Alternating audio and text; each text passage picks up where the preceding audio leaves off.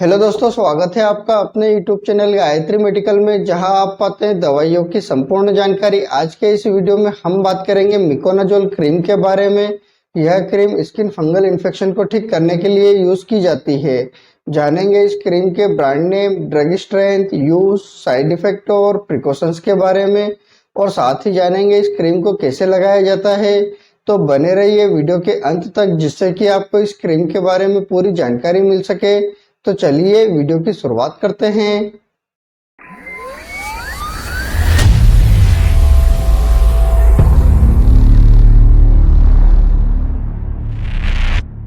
Miconazole cream की बात करते हैं तो यह broad spectrum anti fungal medicine है, जो कि मिकोनाजोल क्लास की दवा है। Miconazole cream topically anti fungal है, यानी कि यह क्रीम बेस पर ही बनाया जाता है, इसे सिर्फ स्किन पर ही लगाया जाता है। मिकोनाजोल क्रीम फंगस की सेल वॉल सिंथेसिस को इनहिबिट करती है, जिससे कि फंगस की ग्रोथ रुक जाती है और इन्फेक्शन जल्दी ठीक हो जाता है।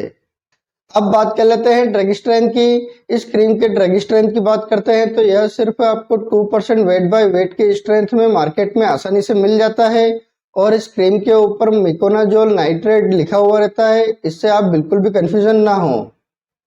अब बात कर लेते हैं ब्रांड नेम की। इस क्रीम के ब्रांड नेम की बात करते हैं तो यह आपको मार्केट में बहुत सारे ब्रांड नेम से मिल जाता है, जैसे मिकोजेल, डीके जेल, जोल, मिकोनाज। ये कुछ पॉपुलर ब्रांड नेम में हो सकता है आपके एरिया में किसी और ब्रांड नेम से मिले तो आप उसे भी यूज कर सकते हैं। अब बात कर लेते हैं पैकिंग स्ट्रेंथ की। इस क्रीम के पैकिंग स्ट्रेंथ की बात करते हैं तो यह आपको 15 ग्राम, 20 ग्राम तथा 30 ग्राम के पैकिंग स्ट्रेंथ में मार्केट में आसानी से मिल जाती है। अब बात कर लेते हैं प्राइस की। इस क्रीम के प्राइस की बात करते हैं तो इस क्रीम की एवरेज प्राइस 50 रुपए से लगाकर 180 रुपए तक हो सकती है, और जो यह प्राइस है ब्रांड टू ब्रांड तथा पैकिंग के अकॉर्डिंग अलग अलग हो सकती है। जो आपको सस्ती मिले आप उसे खरीद सकते हैं। अब बात कर लेते हैं यूज की। इस क्रीम के यूज की बात करते हैं तो जैसा कि हम जानते हैं कि यह broad spectrum anti fungal medicine है, तो इसका यूज सभी प्रकार के फंगल इन्फेक्शन को ठीक करने के लिए किया जाता है। जैसे यदि किसी व्यक्ति को टीनिया इन्फेक्शन, जिसे हम सामान्य भाषा में रिंगवॉर्म कहते हैं, यानी कि इसे दांत खाज कहते हैं, इसमें व्यक्ति की स्किन पर गोल रिंग बन जाती है, और इस रिंग पर तथा रिंग के आसपास व्यक्ति को रेडनेस, स्वेलिंग, इचिंग जैसी समस्या होने लगती है, तो उसको ठीक करने के लिए इस क्रीम का यूज किया जाता है। यदि किसी व्यक्ति को पिटाइरियासिस वर्सिकुलर नाम की बीमारी हो जाती है, तो इस बीमारी में व्यक्ति की स्किन पर लाइट तथा डार्क कलर के पैचेस हो जाते हैं, और इसे आप डिस्कलरेशन ऑफ स्किन भी कह सकते हैं। और यह समस्या ज्यादातर एडल्ट तथा टीनेज के लड़कों में देखी गई है, तो इसको भी ठीक करने के लिए इस क्रीम का यूज किया जाता है। यदि किसी व्यक्ति को ओटोमाइकोसिस नाम की बीमारी हो जाती है, जो कि कान से जुड़ी एक बीमारी है, इस बीमारी में व्यक्ति के कान में इन्फेक्शन हो जाता है, जो कि बाह्य कान से लगाकर आंतरिक कान तक पहुंच जाता है, और यह इन्फेक्शन ज्यादातर उस जगह पर देखा गया है जहां पर बहुत ज्यादा ह्यूमिडिटी हो रही हो या बहुत ज्यादा गर्मी हो रही हो, तो उस समय व्यक्ति के कान में खुजली चलना, कान में सूजन आना, और साथ ही कान में पपड़ी जैसा जम जाना, इस प्रकार की समस्या होने लगती है। और जब यह इन्फेक्शन बढ़ जाता है तो कान बहने की समस्या हो जाती है, तो इसको ठीक करने के लिए इस क्रीम का यूज किया जाता है। यदि किसी व्यक्ति को क्यूटेरेसिस डर्मेटाइटिस नाम की बीमारी हो जाती है, तो यह बीमारी जहां पर स्किन फोल्ड होती है वहां पर होती है, जैसे कान के पीछे, अंडर आर्म के नीचे, इस जगह पर यह समस्या होती है, और यह समस्या होने पर व्यक्ति की स्किन पर रेडनेस, स्वेलिंग, इचिंग जैसी समस्या होने लगती है, और कई बार व्यक्ति की स्किन पर छोटे छोटे दाने भी हो जाते हैं। तो इस प्रकार की समस्या को ठीक करने के लिए इस क्रीम का यूज किया जाता है। अगली बीमारी है वोल्वो वेजाइनल इन्फेक्शन। यह महिलाओं में होने वाला इन्फेक्शन है, और यह इन्फेक्शन महिलाओं के जननांगों में तथा जननांगों के आसपास हो जाता है, जिसके कारण से वेजाइनल इचिंग होना, सूजन आना, पेशाब करते समय जलन होना, शारीरिक संबंध बनाते समय जलन होना, और जब यह इन्फेक्शन बढ़ जाता है तो वेजाइनल डिस्चार्ज भी हो सकता है।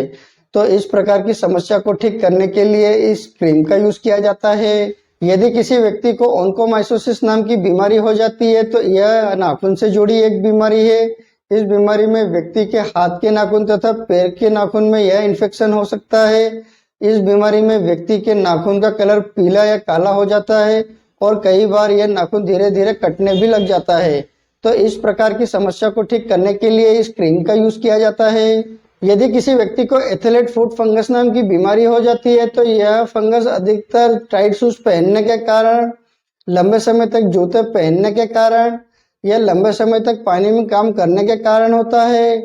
तो उस समय यह इन्फेक्शन पैर के तलुओं में तथा उंगली के बीच में हो जाता है, जिसके कारण से व्यक्ति के पैर में खुजली चलना, सूजन आना, छोटे छोटे दाने हो जाना, इस प्रकार की समस्या होने लगती है। तो इसको ठीक करने के लिए इस क्रीम का यूज किया जाता है। इस प्रकार इन सभी फंगल इन्फेक्शन को ठीक करने के लिए इस क्रीम का यूज किया जाता है।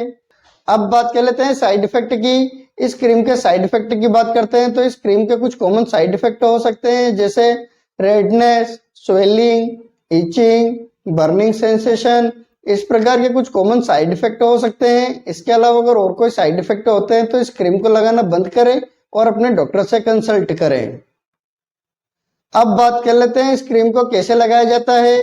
इस क्रीम को लगाने से पहले आप अपने हाथ तथा अफेक्टेड एरिया को अच्छे से क्लीन करें और उसके बाद इस क्रीम को अपनी उंगली पर ले और उंगली की मदद से आप अपने अफेक्टेड एरिया पर इस क्रीम को अप्लाई करें और एक पतली सी लेयर बनाएं। और जब आप इस क्रीम को लगाएं तो इसे फैलाकर लगाएं और इस क्रीम को लगाने के बाद आप अपने हाथ को अच्छे से वॉश जरूर करें। इस क्रीम के टाइम ड्यूरेशन की बात करते हैं तो इसे दिन में 2 से 3 बार लगाया जाता है और इसे 5 दिन से लगाकर 8 दिन तक लगाने की सलाह दी जाती है, जिससे कि आपका इन्फेक्शन जल्दी ठीक हो सके। लेकिन यदि किसी व्यक्ति का इन्फेक्शन बहुत ज़्यादा पुराना है या बहुत ज़्यादा बड़ा है तो उसे लंबे समय तक लगाने की सलाह दी जाती है। और कई बार इस क्रीम के साथ स्टेरॉइड क्रीम भी दी जाती है, जैसे क्लोबेटासोल, बेक्लोमेथासोन, यह क्रीम भी दी जाती है। और कई बार एंटीसेप्टिक तथा एंटीबायोटिक क्रीम भी दी जाती है, जैसे फ्यूसिडिक एसिड क्रीम, यह भी दी जाती है। और कई बार इन तीनों क्रीम को मिलाकर लगाने की सलाह भी दी जाती है। और इन क्रीम के साथ में कुछ टेबलेट भी दी जाती है, जैसे फ्लुकोनाजोल, इट्राकोनाजोल, जिससे कि व्यक्ति का इन्फेक्शन जल्दी ठीक हो सके। यदि आप फ्लुकोनाजोल, इट्राकोनाजोल, क्लोबेटासोल, बेक्लोमेथासोन तथा फ्यूसिडिक एसिड क्रीम के बारे में यदि आप जानना चाहते हैं तो इसका लिंक मैंने डिस्क्रिप्शन में दिया हुआ है, आप वहां जाकर उसे देख सकते हैं। और मिकोनाजोल क्रीम को बच्चे, बड़े, बुजुर्ग तथा महिला सभी यूज कर सकते हैं। अब बात कर लेते हैं प्रिकॉशंस की। इस क्रीम के प्रिकॉशंस की बात करते हैं तो यदि किसी व्यक्ति को इस क्रीम से किसी भी प्रकार की कोई प्रॉब्लम होती है तो आप इस क्रीम का दोबारा यूज न करें। यदि किसी व्यक्ति की स्किन जल गई हो या कट गई हो तो उस जगह पर इस क्रीम का यूज न करें। इस क्रीम को लगाते समय आंख और मुंह में जाने से बचाएं। जब भी आप किसी भी प्रकार की कोई क्रीम का यूज करते हैं तो आप उसकी एक्सपायरी जरूर चेक करें, जिससे कि आपको किसी भी प्रकार का कोई नुकसान ना हो। यदि आप किसी भी प्रकार की कोई क्रीम का यूज करते हैं या आपको किसी भी प्रकार का कोई इन्फेक्शन हो गया है तो आप अपने डॉक्टर को जरूर बताएं। आपसे एक रिक्वेस्ट करूंगा, आप अपनी मर्जी से किसी भी प्रकार की कोई मेडिसिन का यूज ना करें। आप अपने डॉक्टर या किसी फार्मासिस्ट की सलाह से ही मेडिसिन का यूज करें। उम्मीद करता हूं कि आपको मिकोनाजोल क्रीम के बारे में पूरी जानकारी मिली होगी। अगर वीडियो अच्छा लगे तो लाइक करें, शेयर करें, सब्सक्राइब करें, जिससे कि और भी लोगों को जानकारी मिल सके। जय हिंद, जय भारत।